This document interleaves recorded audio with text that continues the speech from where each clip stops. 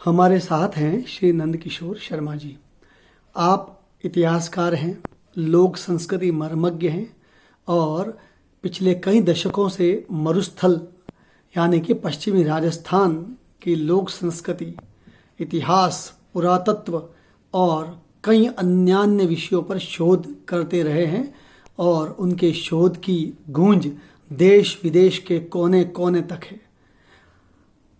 उनके पास बहुत बड़ा खजाना है पश्चिमी राजस्थान की रहस्यमयी लोक संस्कृति, लोक लहरियों, इतिहास और परिवेश के बारे में। आज जानते हैं उनसे कि कितने सारे रहस्यों से भरी है यह मरु संस्कृति और मरुस्थल।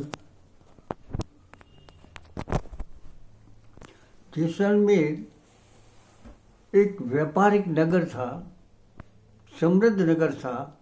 इस कारण से कई यहाँ सांस्कृतिक नगरों का निर्माण हुआ, जिसे पाली वालों का है। जैसलमेर के राजा महाराजाओं के समय लोग जो पैसा कमाते थे, उन पैसों का दुरुपयोग नहीं करते थे।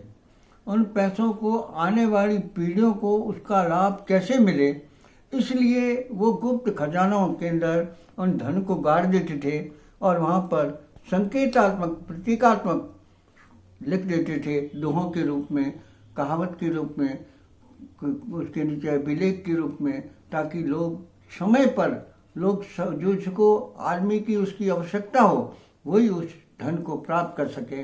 इसलिए हमारे जैसलमेर में महारावल हर रात की तरह मालदेव के समय एक बहुत बड़ा खजाना जो जैसलमेर जो लोग लूट के लाते थे, बाहर से लाते थे, व्यापार से जो पैसा कमाते थे, वो अपने पूर्वजों को कठिन समय में कैसे उसका उपयोग आए, इसलिए उन खजानों को किले के अंदर ऐसे स्थानों पर गाड़ देते थे और उसकी प्रतीकात्मक दोहा उसमें लिख देते थे। जैसलमेर के किले में घोड़ों की पायगा के ऊपर एक अभिलेख लिखा हुआ है, जिसमें लिखा है, पायगा बीच पगार जामे सोनैया लख चार, कालेसी बूटी बाकरी कालेसी काल दुकार। यानी घोड़ों की पायगा के मध्य ऐसा खजाना छिपा हुआ है नीचे, जिसके अंदर कठिनाई जब समय आएगी, वो राजा होगा जिसके पास कठिनाई आ जाए, समस्याएं आ जाएगी, तो उसको वो खजाना मिलेगा। कोई दूसरा उसको प्राप्त भी करना चाहेगा तो उसको नहीं मिलेगा। और इसकी खजानों की चाबियाँ भी ऐसे लोगों को दे के जाते थे और उनको कहते थे कि इस खजाने का रहस्य तुम किसी को नहीं बताओगे। तो वो भी ऐसे ईमानदार होते थे जो उनके रहस्य को नहीं बताते थे। जैसलमेर में कंधार से आए हुए कंधारी मुसलमान जो पठान थे, उनका एक परिवार को वो राजा चाबी दे के जाता था, उसको रहस्य बताया जाता था। वो अपने बेटे को उसके बाद बताता था, कसम दिलाता था कि किसी को तुम बताओगे नहीं।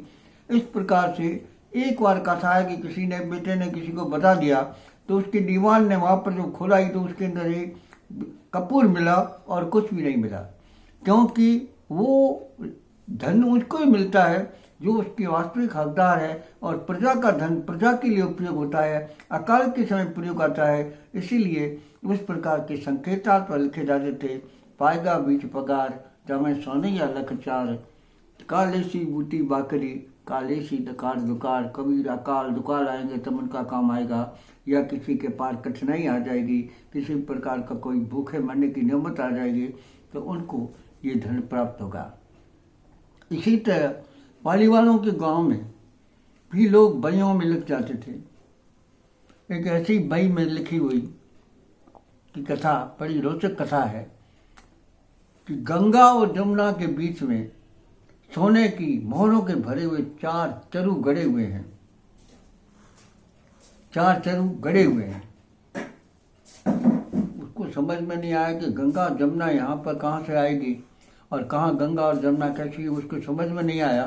तो उसने उसको जो है आकर के गांव के वालों को पूछा कि या तो गांव के लोग, एक बुजुर्ग आदमी था, उसने उसको बताया कि देखो, और तो कुछ ये गंगा जमुना की उनको समझ नहीं आती है, लेकिन तुम्हारे यहाँ 2 गायें थी, एक गाय का नाम गंगा था और दूसरी का नाम जमुना था। तो उनके 2 खूंटे अलग अलग बांधे में थे, उसमें अगर तुम बीच के अंदर इसका निकाल सको तो तुमको धन प्राप्त हो जाएगा। तो वो उन दोनों के बीच की जमीन को खुदवाता है तो उसके अंदर उनको 4 सोने के भरे हुए सोने की मोहरों के चोरे उसको मिल जाते हैं और वो उसको ले जाता है और उसके भाग में थे, इसलिए वो उसको मिल जाते हैं। लेकिन दूसरी कथा उसी की तरीके की है। एक पालीवालों का गांव था, उसके अंदर एक मूर्ति लिखी हुई थी, मूर्ति पड़ी हुई थी, उसके नीचे लिखा हुआ था कि सिर काट ले और धन निकाल ले। तो कई लोग धन के लालची थे, वो अपना सिर काटते थे तो मर जाते थे, धन उनको प्राप्त नहीं होता था। एक यति नाम का कोई यति, उज्जैन यति आया, उधर से आया, उसने पढ़ा सिर काट ले और धन निकाल ले। उसने क्या किया, उस मूर्ति का सिर काट दिया और उसके अंदर जो मोहरें और जवाहरात भरे हुए थे उसको उसने प्राप्त कर लिया। जो संकेतात्मक लोग ऐसी भाषाओं में लिखते जाते थे, इस कारण से जिसके भाग्य में होता था उसी को धन प्राप्त होता था, बिना भाग्य के अंदर किसी को नहीं होता है। लोग कितना प्रयास करें लेकिन वो धन उनको प्राप्त नहीं होता है।